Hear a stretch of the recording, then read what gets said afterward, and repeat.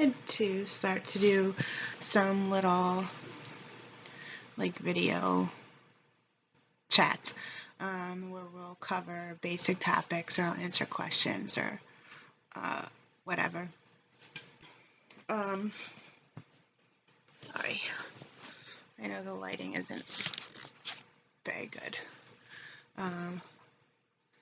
So sitting here, I'm hanging out with everybody. So as most of you know, my name is Marcy.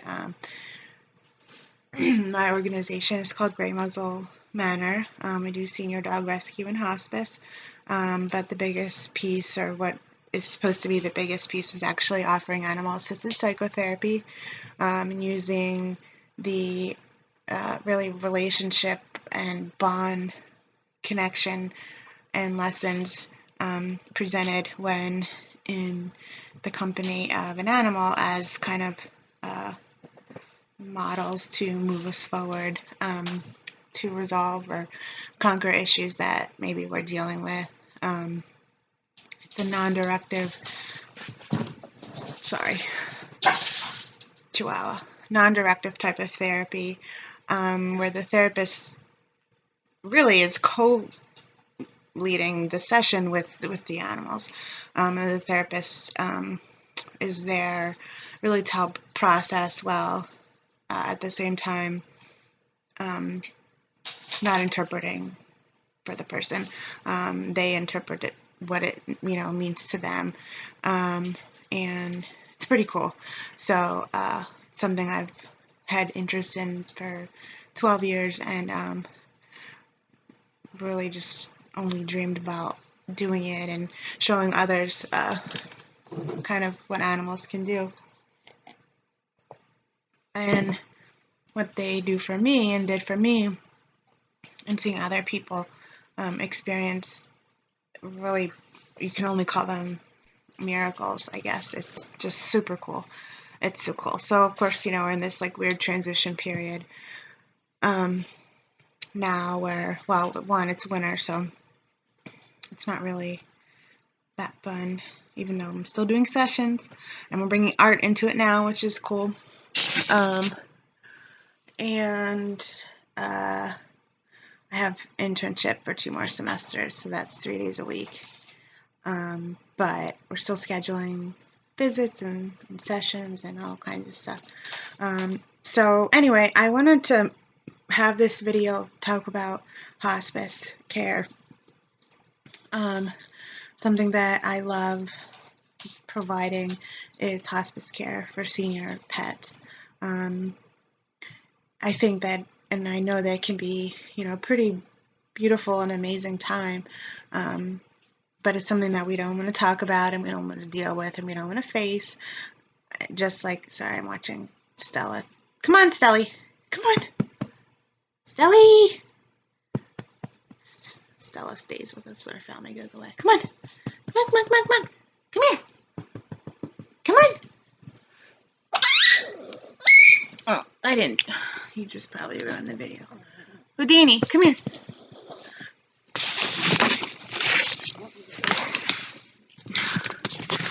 Well, that was terrible. We'll have to see if we can edit that out. And that. And that. Can you tell this is the first one? So I would define hospice, and I define hospice as really the last portion of an animal's life.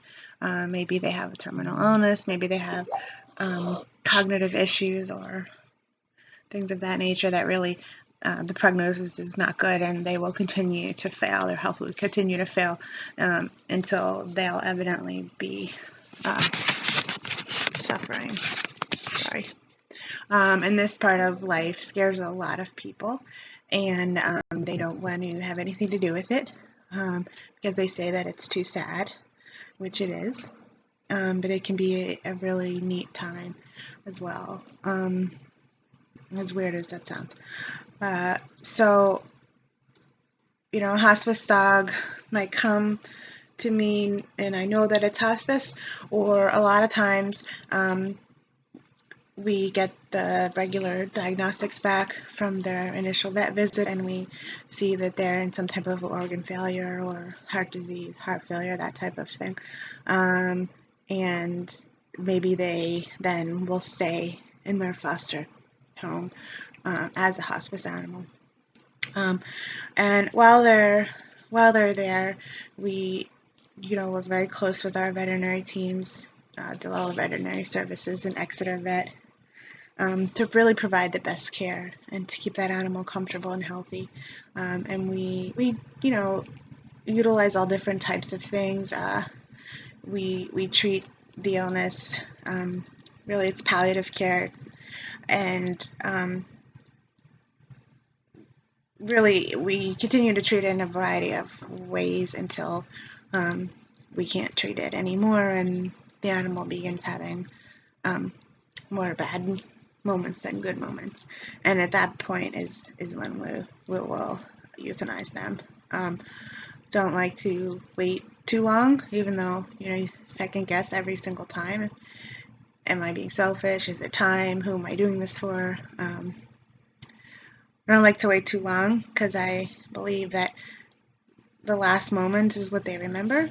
So if they had a great day, then that's what they remember as they pass. If they're in pain and suffering, then that's what they remember.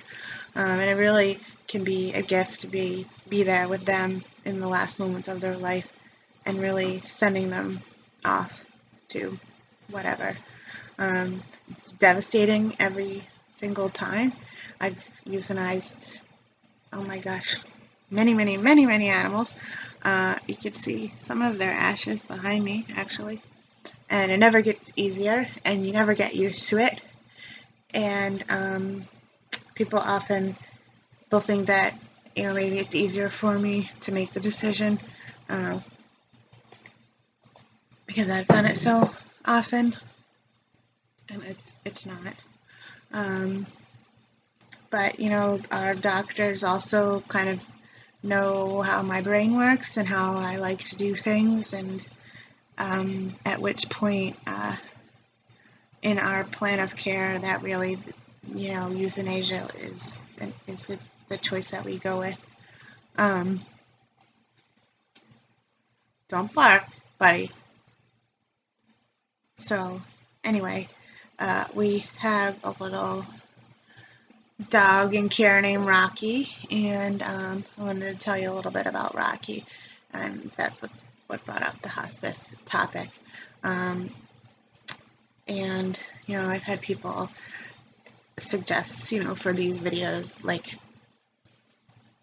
to discuss hospice and how do you care for a senior dog and how do you do this and how do you do that, and it is different. I have a lot of tricks of the trade, I guess, that your average pet owner probably maybe doesn't know, like the best type of maxi pad to put in a wrap, in a belly band for dogs, or the how to make animal senior canine cognitive dysfunction feel less anxious, just things like that, and so the signs of organ failure, you see that over and over, you start to get used to it and kind of how it progresses. And our goal is always to keep them happy, keep them pain-free, and not have them suffer. So when it's hospice, we know they're not going to get better. We don't know how long. I've had dogs for 4 days, 5 weeks, 4 months. We just never know, because unlike us, they don't know that they're sick and they don't really care. I'll have folks say, well, he's diagnosed with kidney disease and he's sick and these are his limitations and blah, blah, blah. Well, nobody told that dog that. And that is just one more example of something that these guys can teach us. If you want to link it back to animal-assisted psychotherapy, really is staying present in the moment, only focusing on what's going on around us, and really just living life to the fullest, and making every day the best day ever. With these guys in every aspect, whether they're hospice or not, I feel like I need to make every day the best day ever. Especially with a hospice animal, it could be their last day. So I want it to be the best day. Animals love with their whole hearts. They're non-judgmental, accepting. They're forgiving. They're pure. There's no other motives to their behavior. They don't take advantage of you. And senior dogs and hospice dogs, this is even more common thread. It's even more obvious. And I'm amazed every time. And they each steal a piece of my heart when they go, when they leave. So people will say, well, why do you take these old dogs? Why do you take them if you know they're dying? Why waste the money? Well, exactly what you just said. Because other people don't see their worth. Not everybody sees their worth. A lot of people don't see their worth, and we throw them out. A lot of rescues won't take senior dogs. And somebody has to see them as being worth it, and somebody has to see their worth and their potential, and somebody has to love them.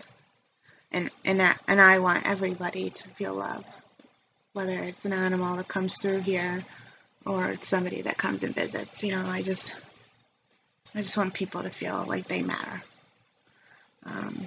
So I'm probably going off topic, but we got a little Cocker Spaniel Poodle mix a couple weeks ago named Rocky. He's 14, 15 years old. Wasn't neutered. Teeth aren't too bad. And he had his first vet visit the other night. And we did discover that he has a mass in his anal area. And it's non-surgical. It's not a surgical candidate. Mostly because it's a very sensitive area and it can easily damage it, and then you have an animal that is fecally incontinent, and we don't want that if we don't have to have it. So the plan at that time for him was to keep him on a high fiber diet to keep his stool soft, not to make it easier, and to then move forward with neutering him and doing his dental. Which people also ask me, why do you neuter them or spay them when they're seniors? Why do you do dentals when they're seniors? But I guess that's another video. And then we got his blood work back and his urinalysis back, and it had been reported that he had been urinating a lot and drinking a lot, which can be a million things. And he was also very thin. But he eats. Now he's gained a couple pounds since in care, but I had in the back of my mind, seeing that this dog urinated a lot, that perhaps maybe he had kidney issues, but usually I just go right to the worst case scenario. So he was at Dillella Veterinary Services, and they love him all just like we do, and he's with his foster mom, Tammy. She's awesome. And his lab results came back, and he is in kidney failure. And I learned, actually, over the summer that kidney failure in dogs is very different than in cats. It is much quicker. And I don't know if you remember Sebastian the dachshund. That was the one and only time I thought I was bringing a healthy animal into the rescue. I learned my lesson.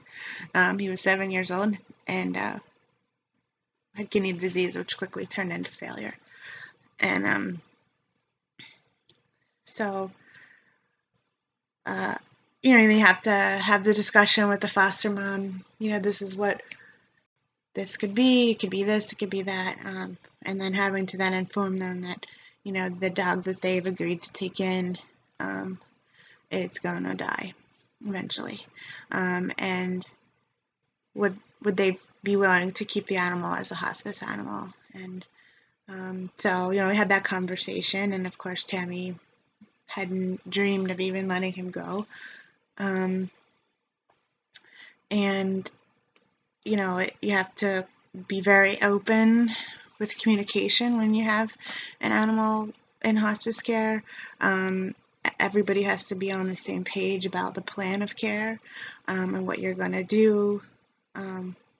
What you're going to do when that doesn't work, what you're going to do when that doesn't work, what you're going to do when that doesn't work, and when euthanasia will be finally considered.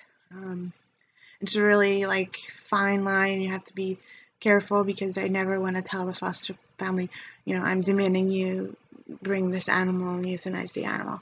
I want it to always be a decision that's made as a team between the doctors and the foster family and me. I will never allow them to suffer, though. But so Rocky's just the coolest little dude. He's only 16 pounds, super cute, and he runs around and plays, and he's the snuggliest little thing. He likes to sleep under the covers, and I hope everybody gets to meet him. And when you look at him, you wouldn't know that he has kidney failure, and really it doesn't matter. Who cares? He doesn't know. He doesn't care. Today he knows he's having fun.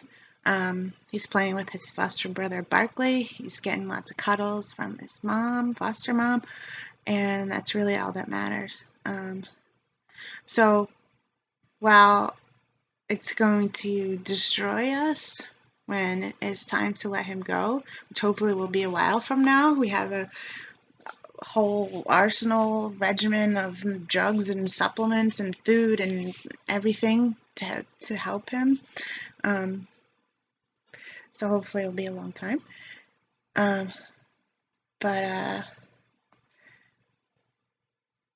most people, especially rescues, especially people, they don't want the dogs like Rocky. They don't want them. They don't want to waste the money. I've heard that said. On something that's just going to die anyway. What's the point? And somebody has to have it as a point, and somebody has to care. We can't save them all, and I never try, because you'll always fail. There's so many. There's not enough resources. I have not enough resources. So if you try to save them all, while that's a great goal, you won't, and you'll fall short, and you will never really see the true benefit of what you're doing for that particular animal. So I always joke that 95% of the time when I'm contacted about an animal, I say no, because I can't afford it, or we have money in the account, but it's kind of already taken. Plus, I like to have a little extra, which emergencies always happen. Can't predict everything.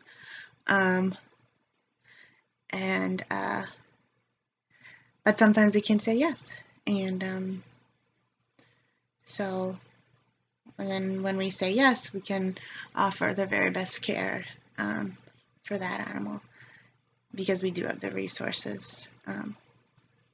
So I know this was kind of all over the place, and I don't even know if I'm going to post it or not.